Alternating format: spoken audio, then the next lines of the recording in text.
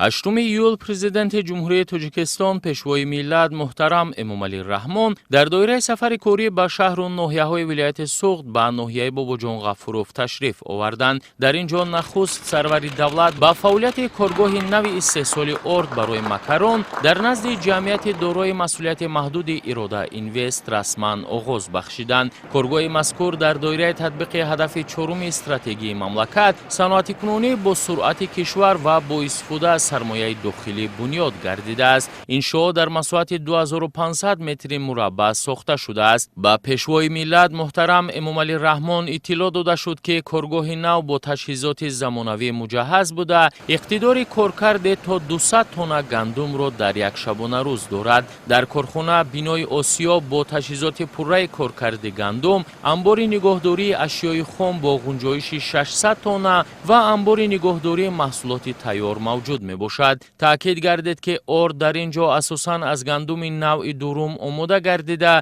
барои истеҳсоли макарон, хамираи питса, баъзе навъҳои нон, самбуса ва дигар маҳсулоте истифода мешавад ки устуворӣ ва сифати баланди хамирро талаб мекунанд. Ба роҳ мондани чунин истеҳсолот имкон медиҳад ки талаботи бозори дохилӣ бо маҳсулоти босифати ватанӣ бештар таъмин гардид. این کارگاه استحصالی یکمین در کشور ساخته به استفاده داده شده است که آن به طور مخصوص آردهای خوش‌صفت برای استحصال محصولات مکرانی نگرانیده شده است. ما اطمینان کامل داریم که این کارخانه به رشد اقتصاد ملی و بالا رفتن نفوذ صنعتی کشورمان سهم ارزنده می‌گذارد. خصوصیت خاص این آسیا در آن است که آن به کارکرد گندم نوعی سخت یعنی دروم نگرانیده شده است. ما اطمینان کامل داریم که این کارگاه استحصالی و رشد اقتصاد ملیمان و بالا رفتن نفوذ صنعت کشورمان سهم ارزنده می‌گذارد.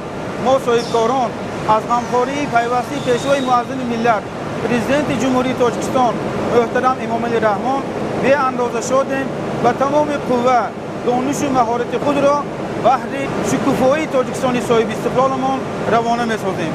бо мавриди истифода қарор гирифтани коргоҳ 46 нафар сокини маҳаллӣ бо кори доимӣ таъмин гардида музди миёнаи меҳнати онҳо 3000 сомониро ташкил медиҳад. ин иқдом дар баробари рушди истеҳсолот ба беҳтар гардидани сатҳи зиндагии аҳолӣ ва таъсиси ҷойҳои нави корӣ низ мусоидат хоҳад кард. пешвои миллат муҳтарам Эмомалӣ Раҳмон аз сатҳу сифати корҳои анҷомёфта, истифодаи таҷҳизоти муосир ва саҳми соҳибкорон дар рушди саноати мамлакат изҳори қаноатмандӣ намуда ба фаъолияти онҳо баҳои баланд доданд. Ба тавсияи пешвои миллат муҳтарам Эмомалӣ Раҳмон соҳибкор уҳдадорӣ гирифт ки аз ҳисоби даромадҳои ширкат як муассисаи таҳсилоти миёнаи умумии замонавӣ барои 2500 хонанда дар 2 баст бунёд намояд.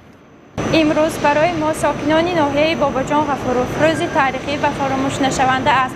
با شرافت صلح و ثبات پایدار وحدت ملی و سیاست سازنده پیشوای معظم ملت محترم امامعلی رحمان ما زنان ناحیه صاحب جای کار دائمی گردیدیم و امکانیت پیدا کردیم که با مهنت حلال و در رشد اقتصادی کشور و بهبودی زندگی عائله‌های خود سهم خود را گذاریم. ҳамзамон корхона дорои сехи нави механикӣ мебошад ки барои эҳтиёҷоти худи корхона бунёд шудааст. ин сех барои таъмиру нигоҳдорӣ ва хизматрасонии техникии таҷҳизоти истеҳсолӣ пешбинӣ шудааст. дар ин ҷо корҳои таъмири таҷҳизот, омода намудани қисмҳои эҳтиётӣ, кафшергарӣ, васлкунӣ ва дигар корҳои механикӣ анҷом дода мешаванд. масъулон таъкид намуданд ки бо ба истифода додани сехи механикӣ сифати хизматрасонии техникиро беҳтар намуда боиси кӯтоҳ гардидани муҳлати таъмири таҷҳизот, коҳиши хароҷоти истеҳсолӣ ва афзудани самаранокии фаъолияти корхона мегардад. ҳамчунин президенти ҷумҳурияи Тоҷикистон пешвои миллат муҳтарам Эмомалӣ Раҳмон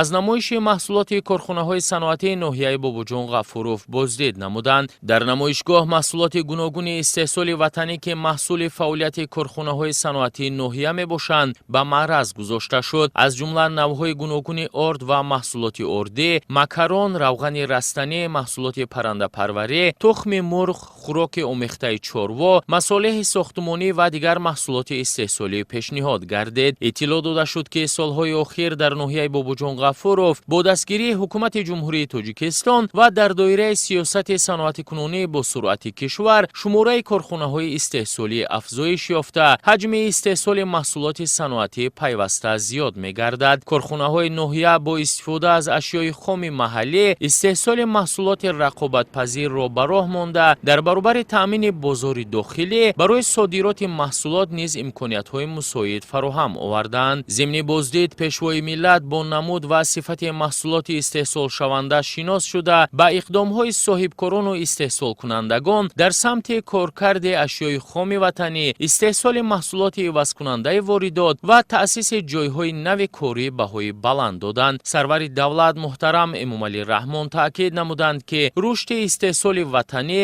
коркарди ашёи хоми маҳаллӣ, таъсиси ҷойҳои нави корӣ, истеҳсоли маҳсулоти рақобатпазир ва зиёд намудани ҳаҷми содирот аз самтҳои муҳими сиёсати иқтисодии давлат ба ҳисоб меравад. дар ин замина ба соҳибкорон ҷиҳати истифодаи пурраи иқтидорҳои истеҳсолӣ, баландбардоштани сифати маҳсулот, мутобиқ ба стандартҳои байналмилалӣ, васеъ намудани ҳаҷми истеҳсолот, ҷалби мутахассисони соҳибтахассус ва саҳмгузории бештар дар татбиқи ҳадафҳои стратегии давлат дастуру тавсияҳои судманд доданд.